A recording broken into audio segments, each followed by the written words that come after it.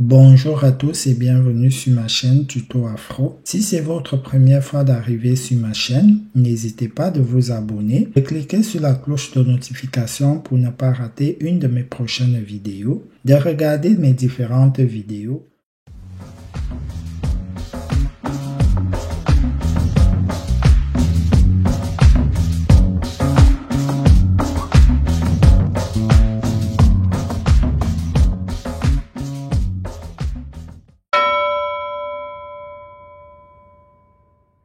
Aujourd'hui, nous allons aborder dans la thématique de l'OFPRA comment faire pour demander un état civil pour une personne bénéficiaire de protection internationale dont les réfugiés, les apatrides et ceux bénéficiant d'une protection subsidiaire. Donc, vous allez venir sur ofpra.gouv.fr. Une fois sur le menu, la page principale du site de l'OFPRA, vous allez descendre à ce niveau, démarche en ligne, état civil, adresse, téléphone. Vous allez cliquer sur accéder au service. Une fois que vous avez cliqué là, vous aurez ces petites cases là. Vous allez voir demander un acte de naissance, donc ce qui est aussi état civil. Vous allez donc cliquer là. Une fois là, on va vous demander donc à ce niveau si c'est pour vous-même, si c'est pour une personne de votre famille, donc conjoint, ascendant et descendant. Ici, si c'est pour vous-même, vous allez cliquer vous-même. Si c'est pour la famille, vous allez cliquer sur famille. S'il s'agit de vous-même, vous pouvez demander par exemple l'extrait, donc l'extrait avec filiation, la copie intégrale ou extrait sans filiation. Ici, vous pouvez choisir le nombre d'exemplaires que vous voulez. Donc, ce qu'il faut savoir, c'est qu'un acte de naissance en France,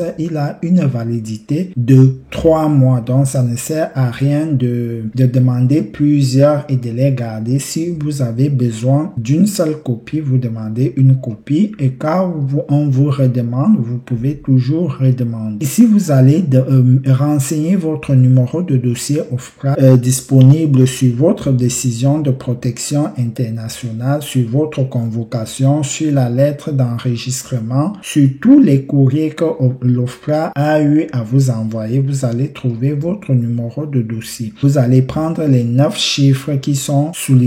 Pas ces 9 chiffres, mais sur votre document de l'OFPRA. Ici, vous allez mettre votre nom de famille, votre prénom. Vous allez mettre votre date de naissance, donc le jour, le mois, l'année. Ici, vous allez mettre le nom de votre père, dont son nom et prénom. Si vous n'avez pas de père, vous allez mettre PND, donc père non déclaré. Ici, vous allez mettre le nom de votre mère et son prénom. Ici, vous allez mettre votre numéro de téléphone, donc le 06 ou le 07. Vous allez mettre une adresse email ici. Après, ici, vous allez cocher « Je souhaite mettre à jour mon dossier administratif avec ces coordonnées ». Donc, si, par exemple, l'OFPRA n'avait pas encore votre nouveau numéro et votre adresse email, vous pouvez aussi profiter en même temps de faire un changement d'adresse.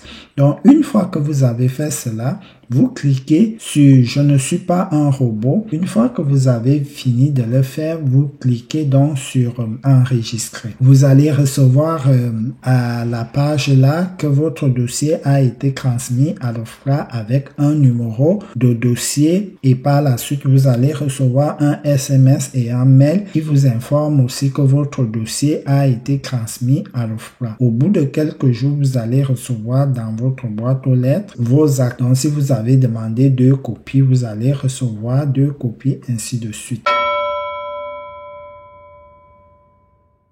Maintenant, nous allons passer dans le cas où vous voulez demander des actes pour une personne de votre famille. Donc, vous allez donc cliquer là sur famille. Vous allez entrer le nom de la personne, l'adresse où on doit envoyer la. Voilà, 1 rue du Féant. Vous allez mettre le complément d'adresse, appartement 800 étages, ainsi de suite, le code de la ville et la ville. Ici, vous allez aussi choisir soit vous voulez une copie intégrale, un extrait avec affiliation, un extrait sans affiliation, le nombre de copies ou le nombre d'exemplaires. Vous allez mettre le numéro de dossier OFPRA de la personne concernée. Donc, s'il s'agit de votre enfant a un numéro de dossier OFPRA qui lui est propre. Si c'est votre père, ainsi de suite, toute personne ayant fait une démarche par l'OFPRA a son numéro de dossier OFPRA. Voilà, donc vous allez mettre le nom de la personne, son prénom, sa date de naissance, donc le mois, l'année et le jour de naissance. Ici, vous allez mettre les informations relatives aux parents de la personne concernée. S'il s'agit par exemple de l'acte de vos enfants, vous allez mettre donc votre nom et prénom et le nom de la maman. S'il s'agit par exemple que vous demandez des actes de votre père, vous allez mettre donc le nom de votre grand-père et son prénom et le nom de votre grand-mère et son prénom. Si celui-ci n'a pas un de ses parents, vous mettez père non déclaré, mais généralement, on a toujours une mère qui est déclarée sur notre